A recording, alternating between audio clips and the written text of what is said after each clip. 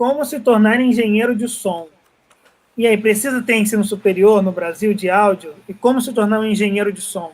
Não sei se se precisa é a palavra. Eu acho que deveria ter. Deveria ter. Deveria ter não só pelo ensino, não só pelo áudio, pelo ensino de áudio, mas pelo o ensino de procedimentos, para o ensino de organização e método. Porque você tem um método, você tem uma organização, você ter até uma rotina para fazer determinadas coisas, isso faz muita diferença no resultado final do teu trabalho. E aí quando você vai num curso técnico, você faz um curso técnico, um treinamento, qualquer coisa dessa, você vai aprender a usar o Smart, você aprende a usar o Smart. Você vai fazer um curso de RF, você aprende a fazer o RF. Você vai fazer um curso de alinhamento, você aprende a alinhar. Mas não tem um curso que te ensine a juntar todas essas coisas e ter um método para usar todas essas coisas no teu evento. O que eu faço primeiro? Por que eu faço primeiro isso? Se eu fizer isso aqui dessa forma, vai atrapalhar ou vai ajudar o que eu estou fazendo lá? Então, é uma forma de você englobar todo esse conhecimento e ter método para desenvolver isso em campo. Vamos pensar assim, até para advocar a favor, eu acho importante o curso formal, a formação técnica, né?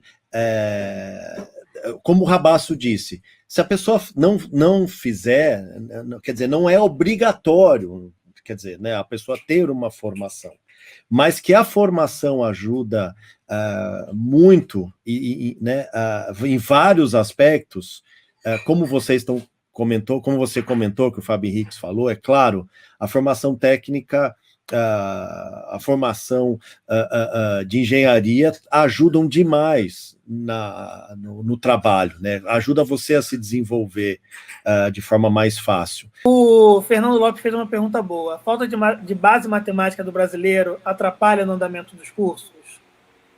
Atrapalha, de alguma forma atrapalha, porque assusta a pessoa.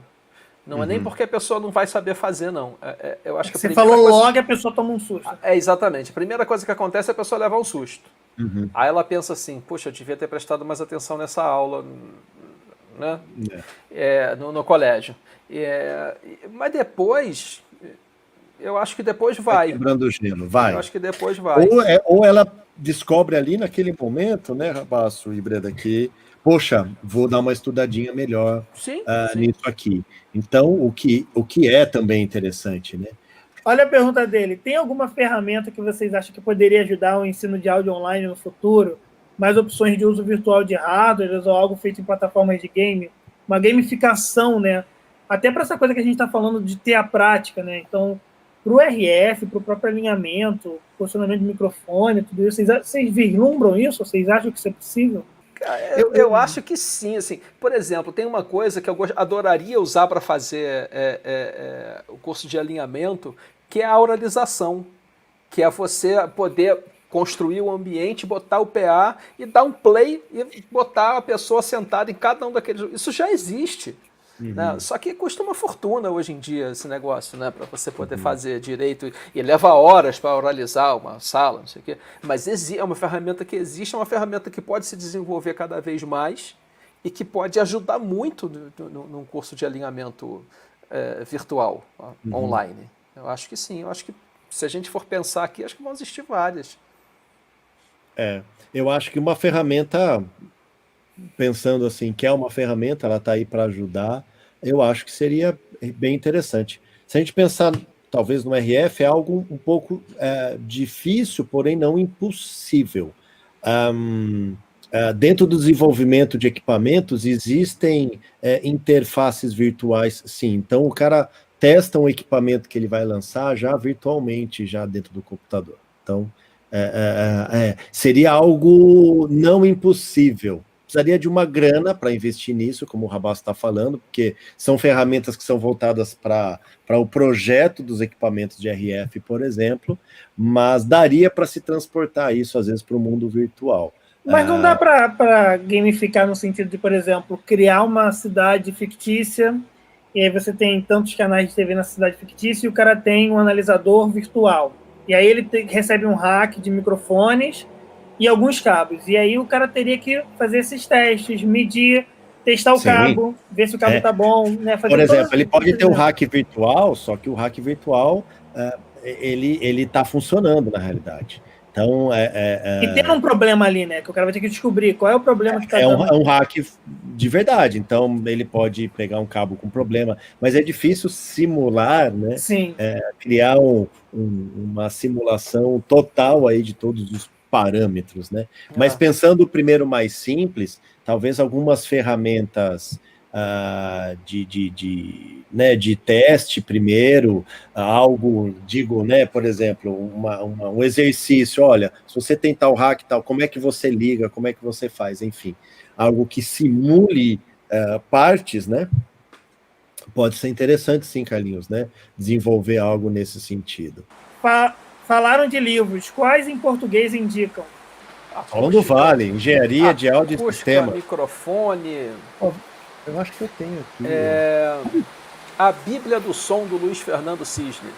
A Bíblia do Som. Puxa, a Bíblia do Som. Cara, é muito legal. É muito legal. E tem algum lugar caindo uma chuva. Tem virtual. Começou a chover. Tem um lugar que não. O do Cisne é virtual agora, né? A Bíblia do Som. Cara, é muito legal. Tem muita coisa ali. Tem muita coisa. Tem também os livros do Fábio Henriques, que são muito bons, de mixagem, de microfonação, né? Em português.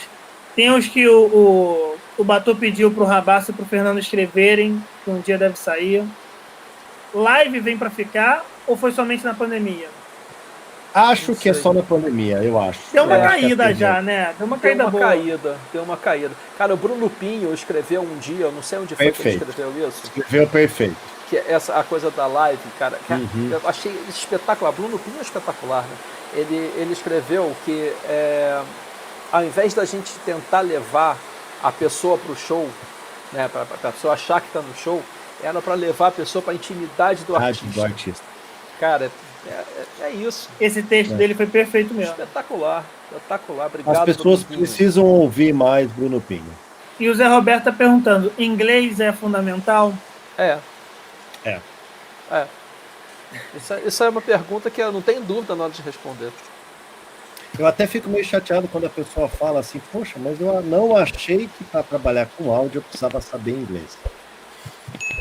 Eu acho que para qualquer profissão, isso é uma coisa que eu dou muito valor à minha mãe, que em 1900 e Guaraná de rolha, provavelmente,